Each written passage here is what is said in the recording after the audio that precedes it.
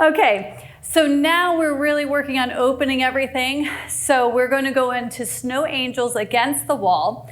I want you to have your feet, everybody is different. So your feet have to be away from the wall. Mine have to be a good distance away from the wall for my body. I want my tailbone up against the wall and my shoulders. I prefer the whole back on the wall, but if you have a good curve in your lower back, like I do, you may not get it on the wall, and that's okay, as long as you're pulling your stomach in and up.